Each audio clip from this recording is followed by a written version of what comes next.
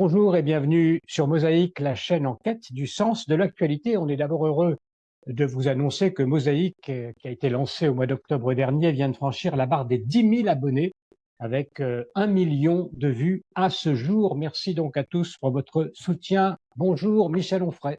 Bonjour Antoine. Alors, on va avec vous analyser les résultats des législatives françaises, tenter peut-être d'explorer aussi les soubassements idéologiques, des mutations qui sont en cours. Alors, permettez-moi d'abord de vous remercier pour avoir largement contribué à notre succès d'audience, puisque vos vidéos restent en effet largement en tête avec en nombre de vues. Merci aussi donc de nous accorder aujourd'hui la primeur de vos commentaires sur ce premier tour, dont je rappelle donc très succinctement les résultats en pourcentage de voix: 33 pour le Rassemblement national, 28 pour le Front populaire, 20 pour le parti du président, 10 pour les Républicains, le tout avec une forte participation, on a beaucoup souligné, de près des 2 tiers. Michel Onfray, qu'est-ce qu'il faut principalement retenir de ce premier tour d'élection? Il y a plusieurs choses, mais d'abord, la mobilisation. Je pense que les gens ne faisaient plus de politique parce qu'ils ne voulaient plus faire de politique politicienne.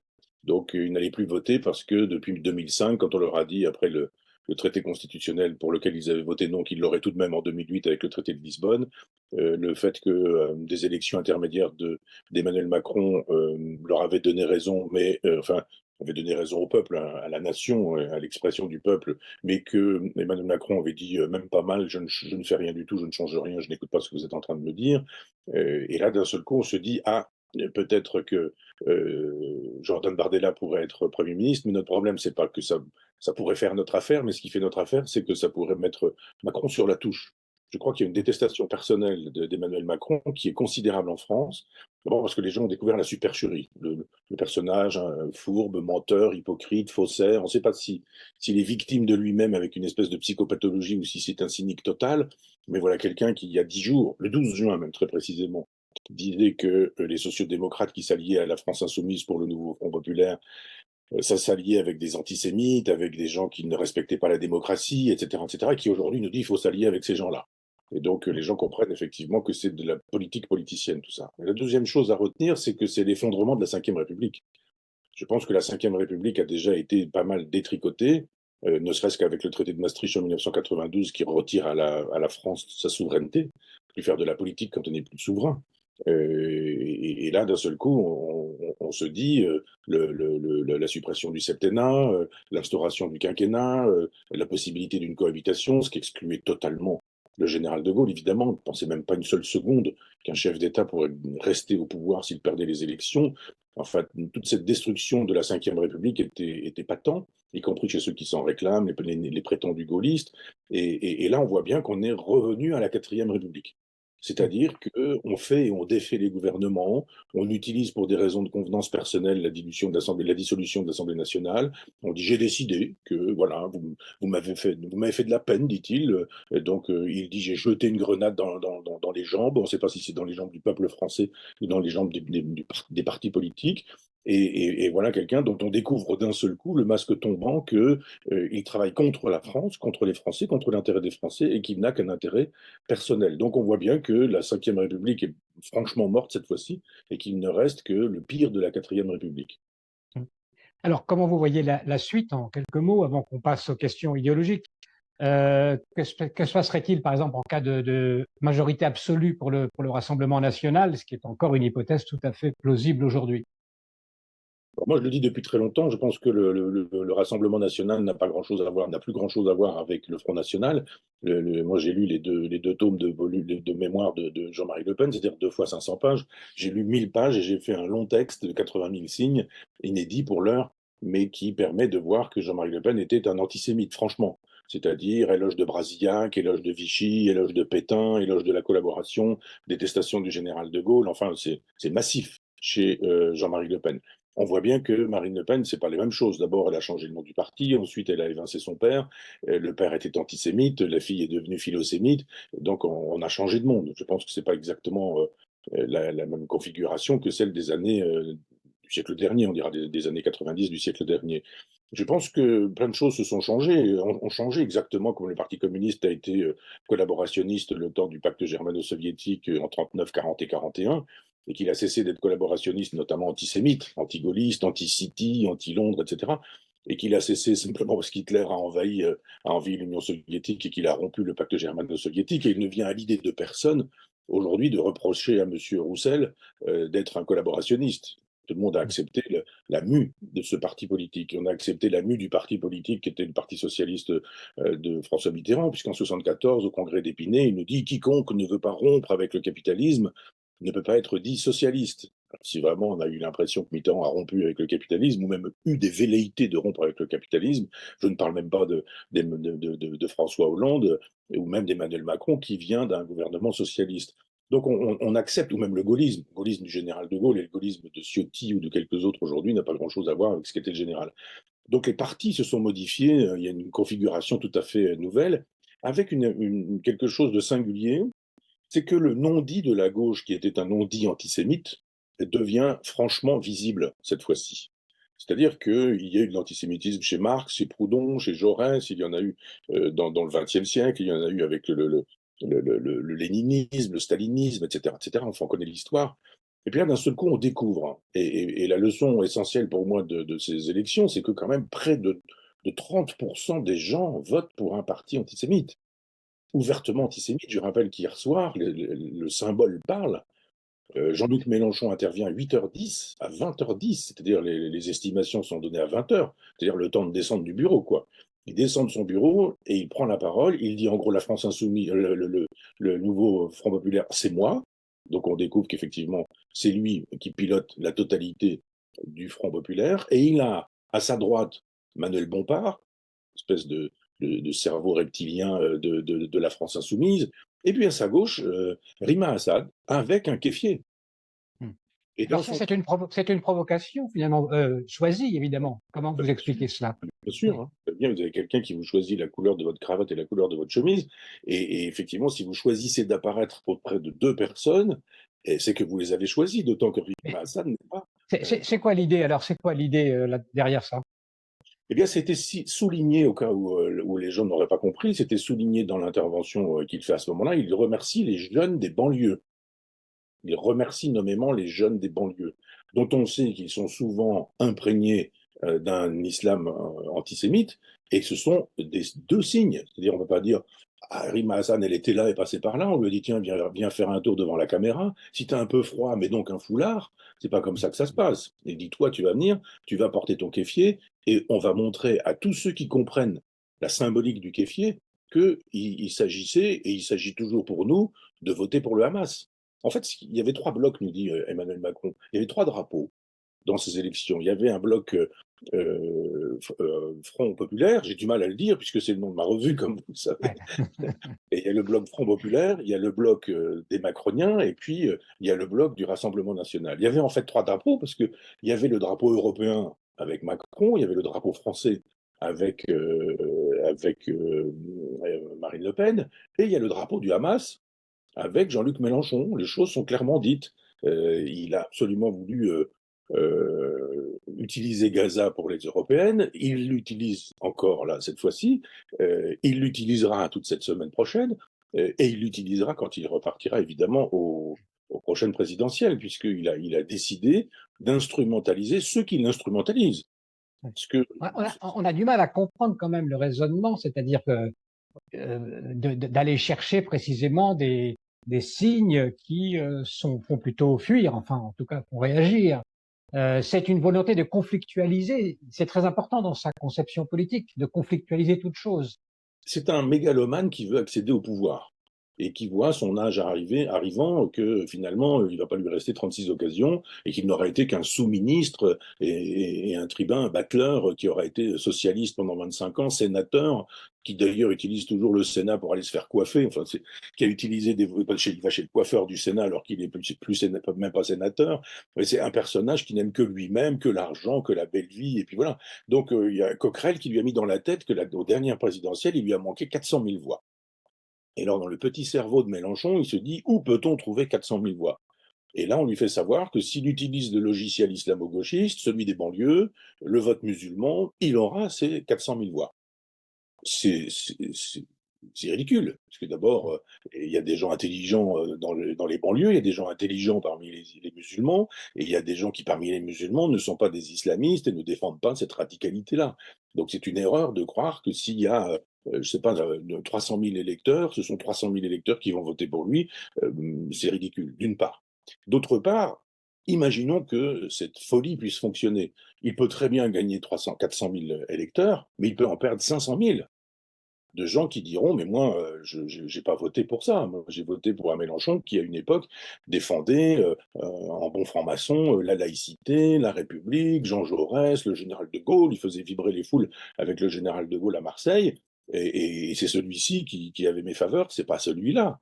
Je ne peux pas soutenir un type qui aujourd'hui nous dit que le Hamas n'est pas une organisation terroriste, qui nous fait savoir qu'une petite fille de 12 ans violée avec des cris d'un musulman qui est avec son copain, c'est finalement une pauvre petite victime de la domination masculine blanche, juste pour éviter d'avoir à dire que c'était un viol antisémite. Cet homme-là perd des électeurs, évidemment.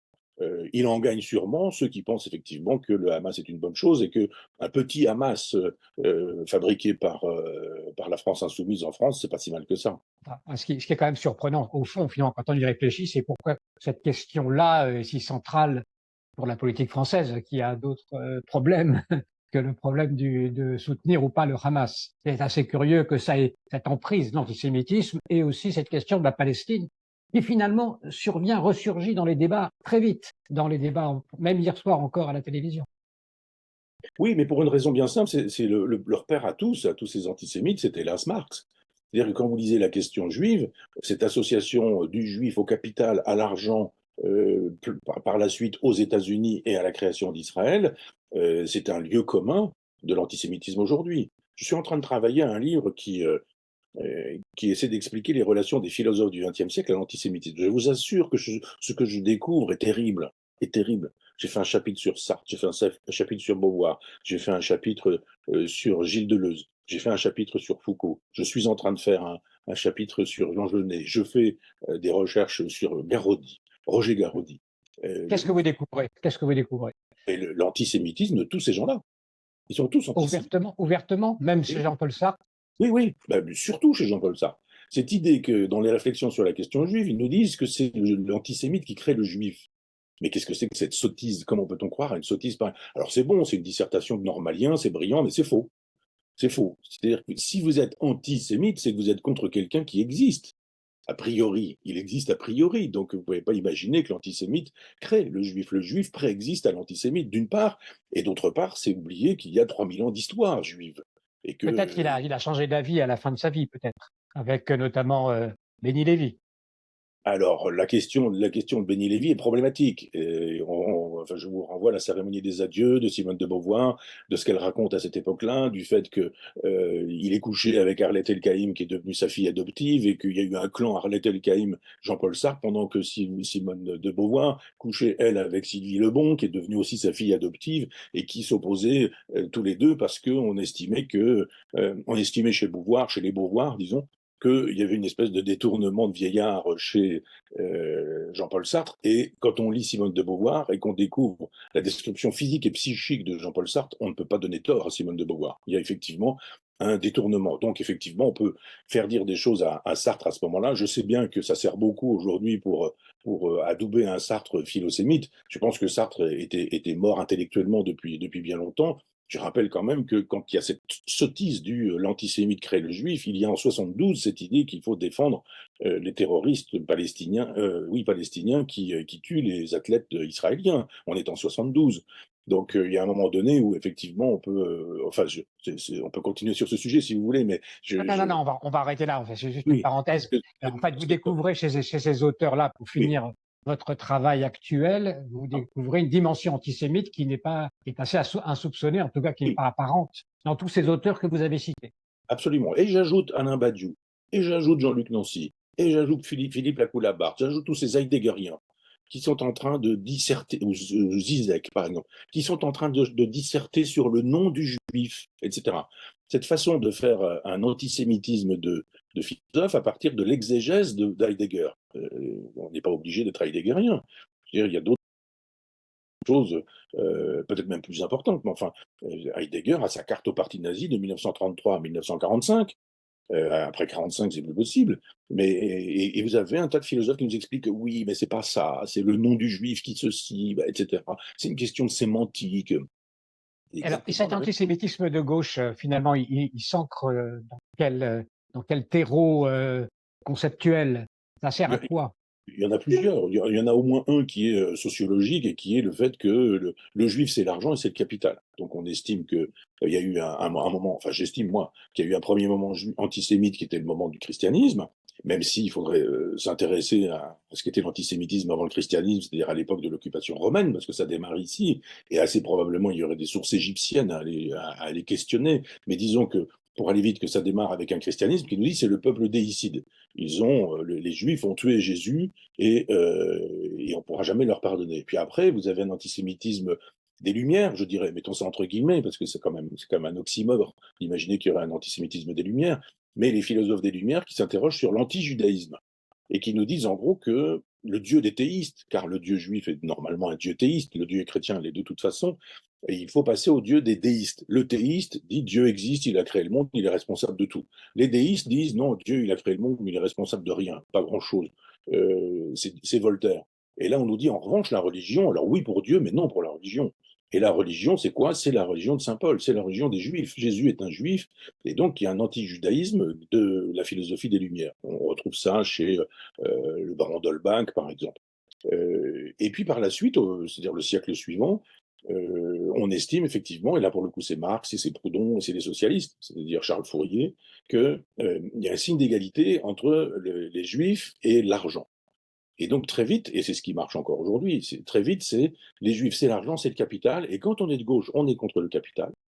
Quand on est de gauche, on est contre le capitalisme. Et ben donc en fait, on attaque le capitalisme avec l'attaque des Juifs. Et quand on attaque les Juifs, on attaque aussi le capitalisme. Donc on fait œuvre pie, œuvre pieuse, parce qu'on fait un travail anti-capitaliste. Et je rappelle que tous ces gens dont je vous parle là, les Beauvoir, de Beauvoir jusqu'à Badiou, ils sont tous anti-capitalistes. Et regardez Chomsky. Les thèses de Chomsky, c'est essentiellement ça. C'est-à-dire que il défend même à un moment donné le négationnisme en prétendant que c'est au nom de la liberté d'expression. Mais au nom de la liberté d'expression, il interdit pas mal d'autres choses. Donc il y a une collusion effectivement entre l'anticapitalisme et l'antisionisme et l'antisémitisme.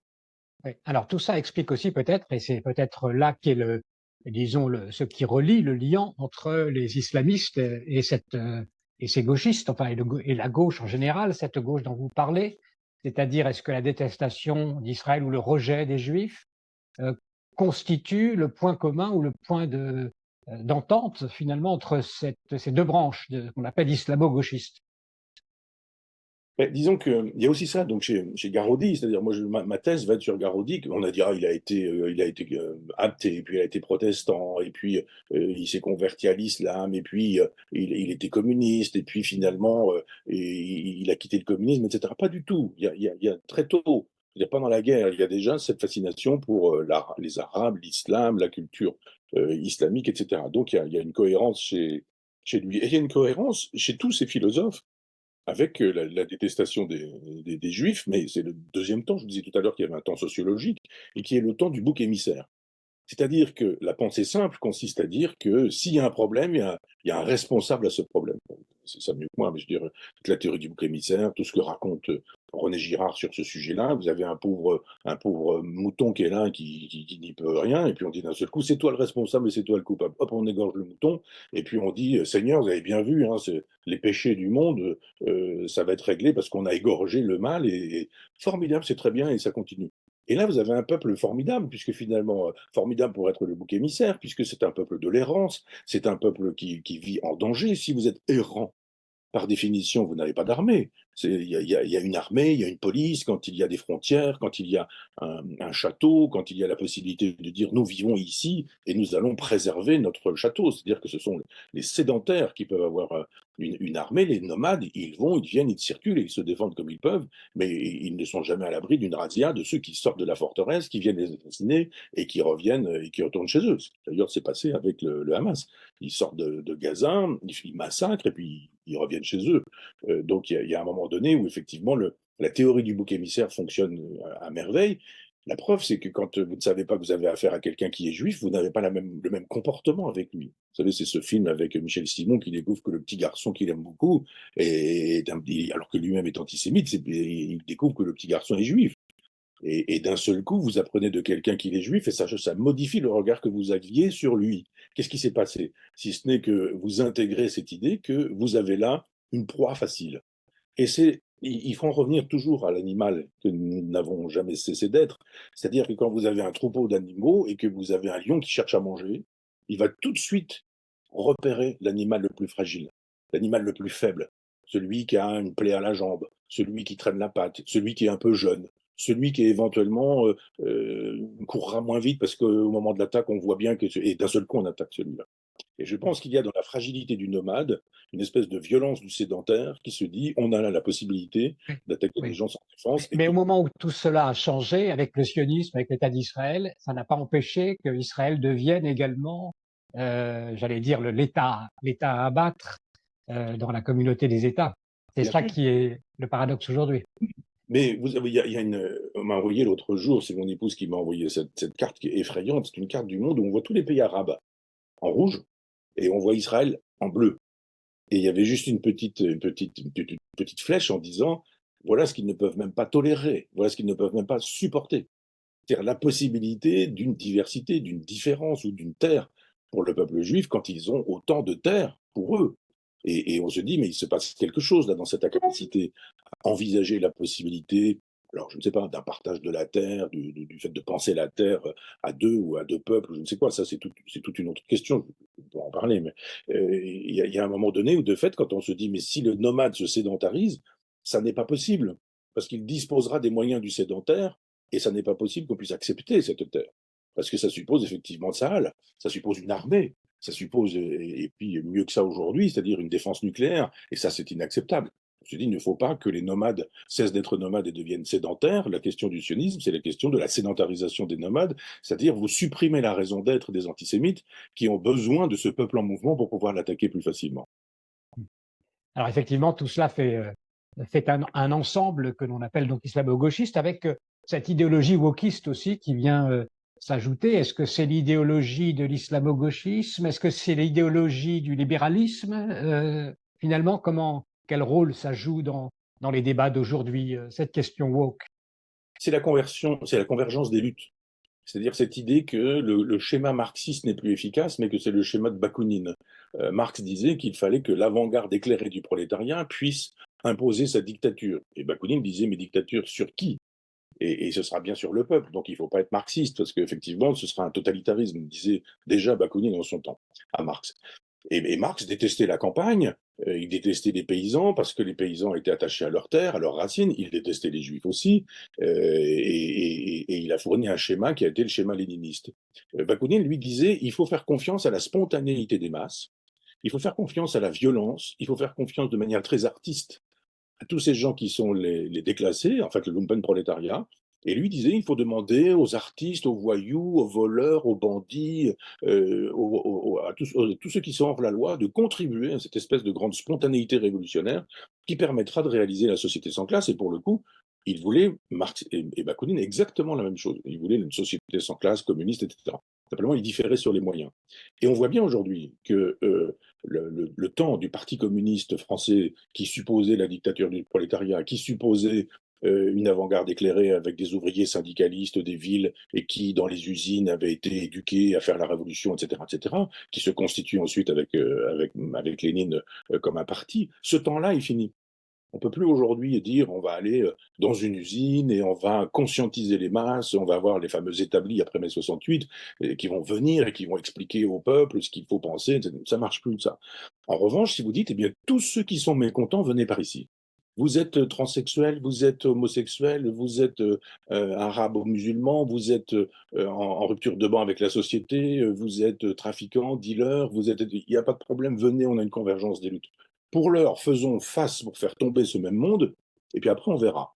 Mais après, c'est vu, c'est tout vu. Vous pensez bien que tous ces gens qui défilent dans la rue pour les manifestations LGBT, avec des drapeaux palestiniens, si d'un seul coup, le Marais était aux ordres du Hamas, je ne suis pas bien sûr que ces gens-là auraient une durée de vie assez longue pour pouvoir manifester leur désaccord. Donc il y a juste un moment donné où ces gens qui sont des ennemis du Hamas, des homosexuels, des transsexuels, etc., des athées, des consuméristes, des gens qui sont sans foi ni loi, des gens qui, etc., ce soient forcément des amis du Hamas, du projet politique du Hamas, qui est d'une certaine manière un califat. Ces gens-là n'ont jamais lu le Coran ou ne connaissent pas la biographie du prophète quand ils pensent qu'ils peuvent être amis, qu'un transsexuel peut s'envelopper d'un drapeau palestinien sans problème. C'est un oxymore. On ne peut pas faire ça. Sauf qu'on peut faire ça pour faire tomber un régime ou pour faire tomber une civilisation. Mais une fois que la civilisation est tombée, il y en a un qui va égorger l'autre. Et je ne suis pas sûr que ce soit le transsexuel qui va égorger le type du Hamas qui lui demandera d'en finir avec cette perversion.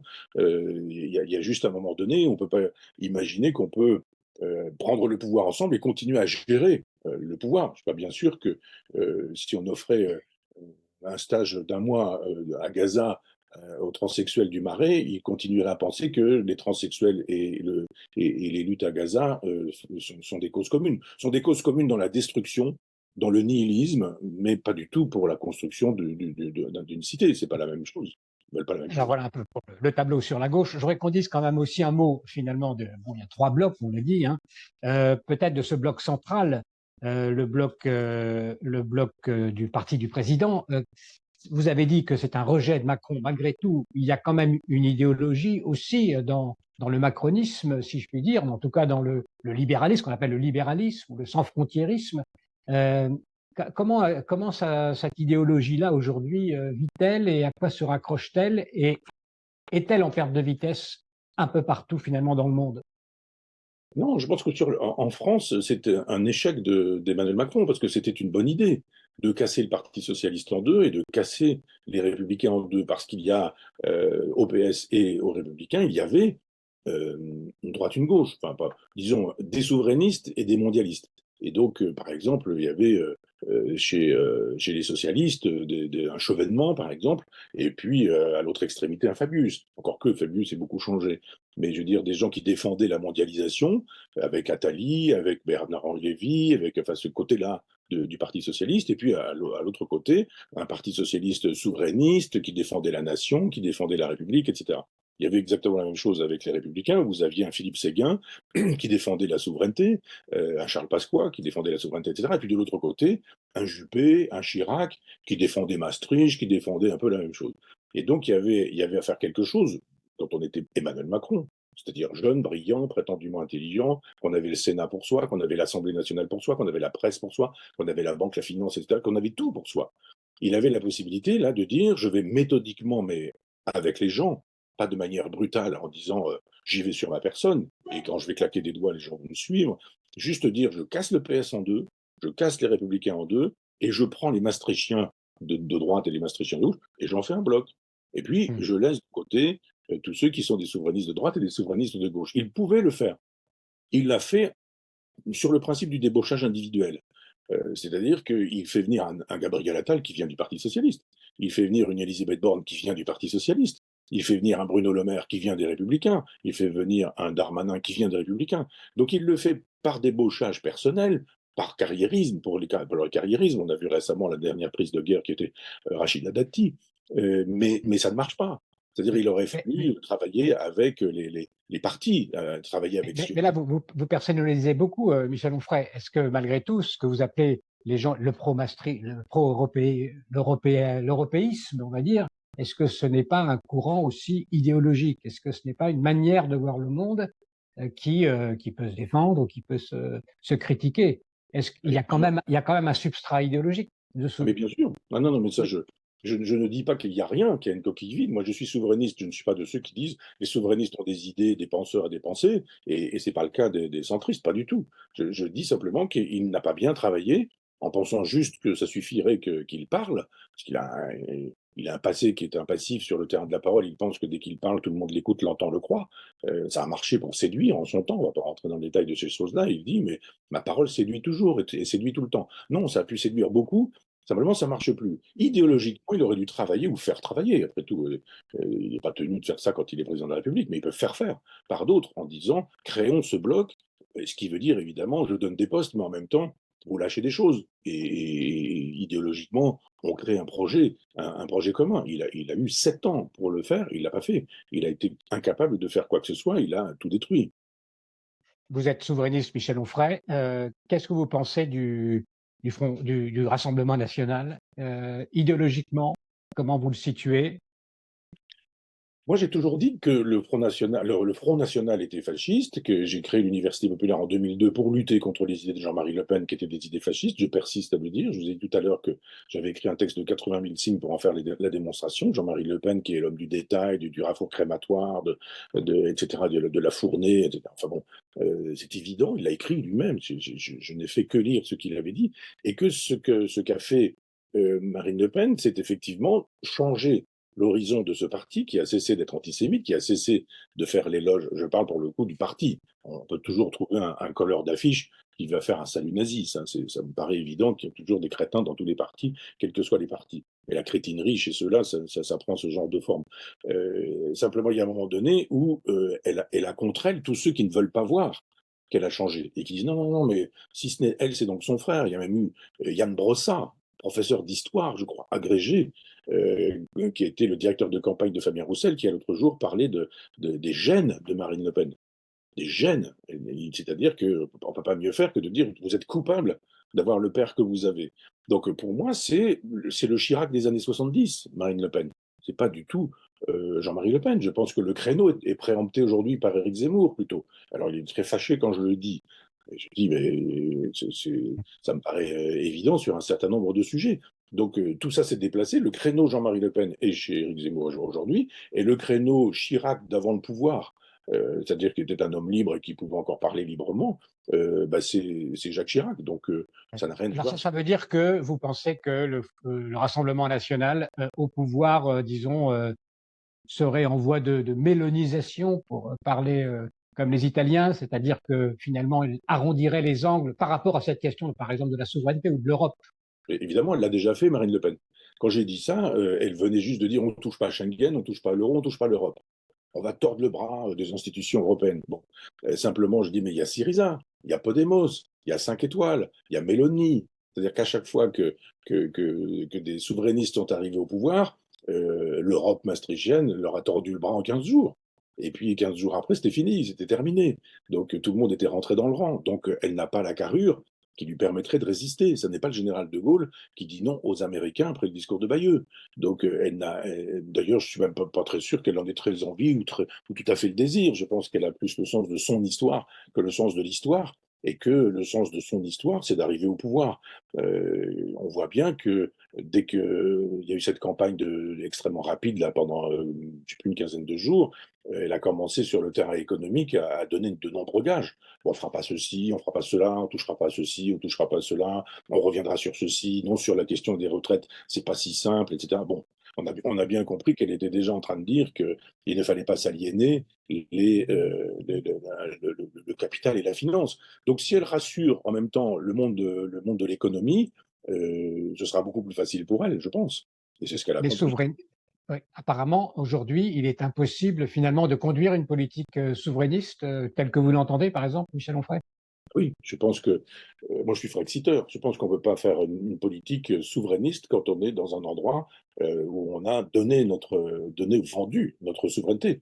Avec le traité de Maastricht, on a dit on avait le pouvoir de décider, on l'a plus, on vous le donne. Tant qu'on reste dans un endroit où on a dit que votre souveraineté n'existait plus et que c'était la souveraineté européenne qui était supérieure à votre propre souveraineté, vous n'avez plus le pouvoir. Moi j'ai dit du bien d'Israël et de la Suisse depuis très longtemps en disant ce sont deux pays souverains, ils ont raison de l'être. Ils sont souverainistes et ils ont raison de l'être. Il faut être souverainiste. Je trouve très étonnant que tous ces gens, je parle de Bernard-Henri Lévy qui disait le souverainisme, cette saloperie. Bon, d'accord, très bien. Mais c'est drôle parce que pour Israël, il est souverainiste et il a raison. Et pour l'Ukraine, il est souverainiste et il a aussi raison.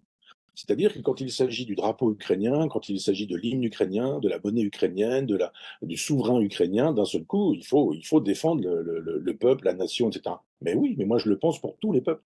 Tous les Oui. peuples.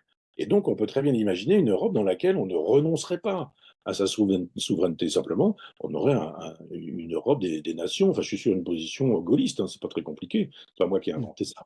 Mais cette Oui, idée que, finalement, aussi sur une position, j'allais dire, fidèle au judaïsme, puisque Dans le judaïsme, il y a évidemment l'idée que les nations ont un rôle et que la question est de savoir comment elles peuvent vivre en paix, mais que la notion de nation est quelque chose de structurant pour le monde.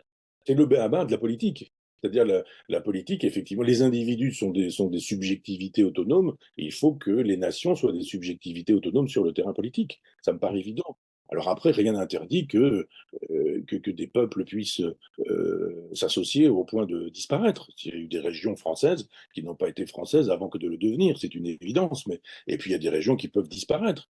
Moi, je suis pour le vote, je suis pour qu'on puisse s'exprimer et donner sa volonté. C'est-à-dire si on dit on fait un vote en Corse pour savoir si les Corses veulent rester Corses ou veulent leur autonomie. Et si les Corses veulent leur autonomie, on la leur donne.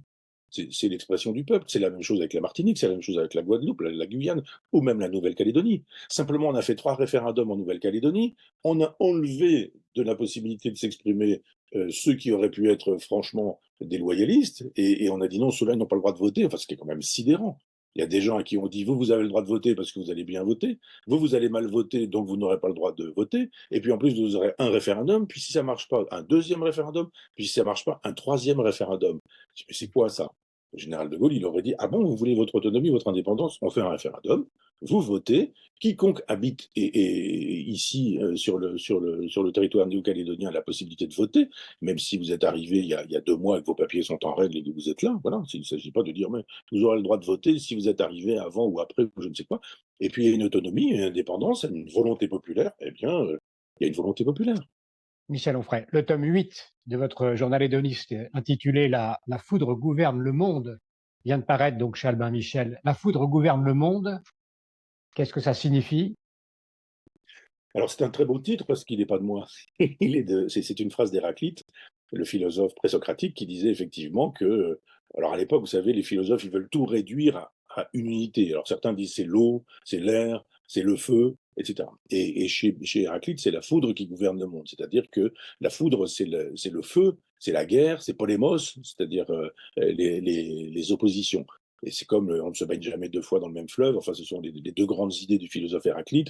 Mais c'est effectivement le fait que dans la vie, la foudre a gouverné, gouverne et gouvernera toujours le monde. Je ne crois pas à une paix réalisée un jour, à cette idée qu'un Oui. jour. J'ai quand même été rechercher le fragment d'Héraclite en question, 64. La foudre gouverne tout. La foudre est le feu éternel, un feu sage et auteur de l'administration du monde. Pourquoi Héraclite parle tout de même de la sagesse de ce feu qui administrerait le monde? Qu'est-ce Parce qu'il que veut c'est dire le par là? cosmos, au sens étymologique, c'est-à-dire c'est l'ordre du monde. Il y a un ordre du monde, et ce feu, c'est Dieu. Mais si vous commencez à utiliser le mot Dieu, immédiatement, on commence à penser en termes de monothéisme, et on n'est pas très compréhensible. Donc si vous dites la foudre gouverne le monde, elle est divine, mais il faudrait l'entendre au sens où le divin signifie pas du tout la même chose au VIe siècle avant Jésus-Christ, et après le judaïsme, après le christianisme, et après l'islam, après les monothéismes. Donc un panthéisme, disons-le avec un mot de philosophie, mais le panthéisme, c'est Dieu est tout. C'est pas Dieu est partout, c'est Dieu est tout. Et tout est le Dieu. Donc il y a plein de façons d'être panthéiste, y compris une façon juive qui est celle de Spinoza. Oui. Justement, comment vous, vous faites pour associer, on va dire, ce monde grec, qui est quand même un monde panthéiste, effectivement, à, disons, votre tradition que vous appelez judéo-chrétienne, une sorte de transcendance extérieure à cet ordre naturel? Alors moi je pense que les civilisations ne sont pas juxtaposées, évidemment, elles s'interpénètrent et plus ou moins, elles se nourrissent plus ou moins, et qu'il y a donc un temps grec, puis un temps romain, donc un temps gréco-romain, puis un temps juif, puis un temps chrétien, puis un temps judéo-chrétien. Et puis il y a donc un temps qui est gréco-romain et judéo-chrétien. Donc évidemment tout ça se tient. On ne sait pas qui a lu quoi. Par exemple, au 7e, au 8e siècle, c'est-à-dire les textes de l'Ancien Testament, les textes de la Torah, on a l'impression qu'ils descendent du ciel. Mais ils ont été écrits par des gens qui ont lu aussi d'autres choses. Et qui ont lu qui ou quoi? On ne sait pas, parce que tout ce qui relève d'Assur, de Sumer, de Babylone ou de l'Égypte, il nous reste très très peu de choses. Mais ce qui nous reste, de manière très fragmentaire, parfois rien, sur certaines civilisations. Mais on a aujourd'hui quelques textes qui datent de 30 siècles, par exemple, de 30 siècles, enfin de 20 plus 20, 40 siècles à partir d'aujourd'hui, chez les Grecs, et vous avez Amenhotep, enfin je voudrais vérifier les dates, mais vous avez une sagesse des nations qu'on retrouve dans le Décalogue, sur cette idée qu'il ne faut pas tuer, qu'il faut aimer son prochain, qu'il ne faut pas voler, qu'il ne faut pas mentir. Donc ça se trouve dans les civilisations en amont. Simplement, ces civilisations en amont, s'il n'y avait pas de traces écrites, et c'est ce que dit Hegel, quand il n'y a pas d'écriture, il n'y a pas de civilisation, il dit n'importe quoi, c'est faux. Il y a pas de traces de ce qu'a été la civilisation, mais il y a parfois des traces qui sont des traces archéologiques, mais ces traces archéologiques, elles ont été recouvertes par le sable. Il y a peut-être 20 mètres en dessous du sable des villes dans lesquelles on pourrait avoir des informations concernant ce qu'était la pensée de ces peuples-là. Mais donc, mon judéo-christianisme à moi, il part de la Torah pour arriver à, je sais pas qui, quel philosophe pourrait-on prendre aujourd'hui, enfin, Michel Onfray, par exemple. bien sûr que non. Prenons un grand mort récemment, je sais pas, Clément Rosset ou Robert Misrahi, je parle de philosophes qui sont disparus récemment. Ouais. Michel Onfray, merci beaucoup. Donc, en fait, vous avez l'intention d'avoir un rôle dans ce qui suit maintenant. On dit qu'on redoute parfois des émeutes, des violences aussi, si en tout cas le Rassemblement national l'emporte, peut-être aussi un blocage institutionnel. Comment vous voyez vivre cette période, sortir de votre thébaïde davantage que vous ne le faites? Non, moi j'ai toujours dit que j'étais pas un homme de la politique politicienne. J'étais pas fait pour obéir à des partis et j'étais pas fait non plus pour qu'on m'obéisse. Je sais pas me faire obéir et je sais pas compter. Je serais pas doué pour faire un programme économique. Enfin, je connais mes limites. Donc je pense que ça va mal se passer parce que ces gens ne sont pas des démocrates. Moi, je suis un démocrate. Je pense que quand les gens ont voté, ils ont voté. Et puis, que la majorité fait la loi. Mais là, vous avez des gens qui vous disent si la majorité vote et qu'elle ne vote pas bien, eh bien, on va s'opposer à elle. Donc oui, il y a un gauchisme culturel, pour reprendre l'excellente formule de Jean-Pierre Le Goff, qui fait la loi. On n'a pas le temps, mais je veux dire quoi, qui fait la loi depuis la libération. Le général de Gaulle, quand il a embarqué tout le monde, sauf les collaborationnistes, et qu'il a pris tout le monde, il a pris aussi les communistes. Donc, qu'est-ce que vous donnez aux communistes dans un gouvernement d'après-guerre et de reconstruction nationale? N'allez pas donner aux communistes les affaires étrangères, n'allez pas leur donner le ministère de l'Intérieur, le ministère de la Justice, le ministère de l'Industrie, c'est pas possible. Donc vous leur donnez la culture. Et vous donnez à Malraux une espèce en 1959, de ministère de la Culture en disant c'est le ministère des communistes. Donc il n'y avait pas de culture sur les communistes. La peinture était communiste, la littérature était communiste, la philosophie était communiste. C'était Fernand Léger, c'était Picasso, c'était Éluard, c'était Aragon, c'était Beauvoir, c'était Sartre. Enfin, c'était tout ce monde-là. Si vous aviez un personnage qui était de gauche, mais pas de la bonne gauche, je songe à Albert Camus, c'était un fasciste, c'était un type d'extrême droite. Ce qu'on a encore aujourd'hui. Donc je crois qu'aujourd'hui, moi, ce que je dis, c'est que ma crainte, c'est la France insoumise.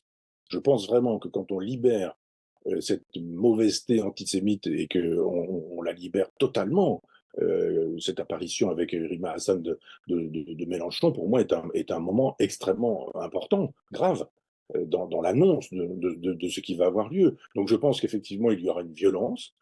Quel sera le degré de violence? Je n'en sais rien, parce que vous pouvez empêcher les trains de rouler, les avions d'atterrir et de décoller, les administrations de fonctionner, les écoles de fonctionner, vous pouvez bloquer les terminaux pétroliers, vous pouvez interdire les ravitaillements en essence, etc. Oui, ben, bon d'accord, on paralyse le pays, et après?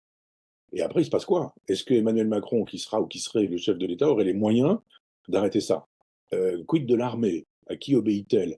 Il y a eu Marine Le Pen a dit que le président de la République inaugurerait les chrysanthèmes en matière d'armée et que finalement ce serait un titre honorifique. Elle a commis une bêtise. C'est évidemment pas le cas. Le chef de l'État est responsable de l'armée et il dispose de l'armée. Il dispose des moyens de police aussi. Est-ce qu'il a intérêt, lui, à ce que le calme revienne ou l'ordre revienne? Je suis pas sûr. On n'a pas affaire à quelqu'un de très équilibré et qui a forcément le souci de la France, de la nation ou du peuple français. Donc, nous allons au-devant de difficultés puisque des antidémocrates ont la possibilité aujourd'hui de dire qu'ils ne sont pas démocrates. Mais ça, moi, je le dis depuis très longtemps. Quand pendant le Covid, on vous interdit de sortir et qu'on vous met des amendes de 130 euros, moi j'ai vu ça avec une vieille dame qui sortait son chien dans mon village, elle n'avait pas rempli son autorisation d'elle-même pour sortir, etc. 135 euros. Mais quand la famille Traoré, dont on sait que la famille Traoré, c'était vraiment le casier judiciaire long comme le bras, organise une manifestation collective en pleine période de Covid, c'est donc interdit. On ne l'interdit pas quand elle a lieu, quand elle se manifeste dans la rue. On dit sur le papier c'est interdit, elle a lieu dans la rue, c'est autorisé, il a tellement l'autorisation de l'État qu'à l'époque, le ministère le ministre de l'Intérieur, qui était Castaner, disait que lui, il était même prêt à mettre un genou à terre en hommage au Traoré, qui donc était dans la rue de manière illégale avec l'autorisation du gouvernement. Donc effectivement, l'État a explosé, l'ordre social a explosé, et je pense que Emmanuel Macron serait capable d'instrumentaliser le désordre social à des fins personnelles. Donc je crains effectivement ce qui risque d'arriver. Puis après, les guerres civiles se constituent comme ça. Si vous lisez les histoires de la Révolution française, je songe à celle de Taine, vous avez plusieurs volumes dès le départ qui sont consacrés à raconter comment le climat de violence est là. Et dès que le sang commence à couler, vous faites quoi? Quand on commence à attaquer des personnes, quand on s'en vient faire des visites domiciliaires, comme on disait en 1793, quand on vient décapiter des gens, on a décapité Samuel Paty, mais imaginez qu'on décapite 10 personnes par mois parce que ce sont des intellectuels, des philosophes, des hommes politiques ou des gens qui ont le malheur de déplaire à Mélenchon et à ses copains. Il a quand même fait l'éloge des jeunes de banlieue et du Hamas à 8h10, le soir même des élections, Jean-Luc Mélenchon. Donc pour qui c'est entendre et comprendre, c'est voyez vers quoi nous allons si vous ne votez pas bien. On est dans un climat très insurrectionnel. Merci beaucoup. Merci Michel Onfray d'avoir accepté une nouvelle fois de répondre à nos questions pour Mosaïque. Merci donc à tous pour votre attention. Je signale que Mosaïque va innover pour le second tour puisque nous serons en ligne en direct sur YouTube le mardi 9 juillet prochain, donc à 18h, 48 heures après le deuxième tour, 18h française, donc avec le politologue Stéphane Vanish. Et si vous êtes donc sur notre groupe WhatsApp, vous allez recevoir le lien qui vous permettra de vous inscrire afin de pouvoir poser éventuellement vos questions sur ces résultats du second tour et sur leurs conséquences. Merci encore une fois, Michel Onfray. Merci à tous. Merci beaucoup d'avoir écouté cette vidéo et pour suivre nos prochaines interviews, eh bien, vous pouvez vous abonner à Mosaïque. C'est très simple, il suffit de cliquer sur le bouton ci-dessous.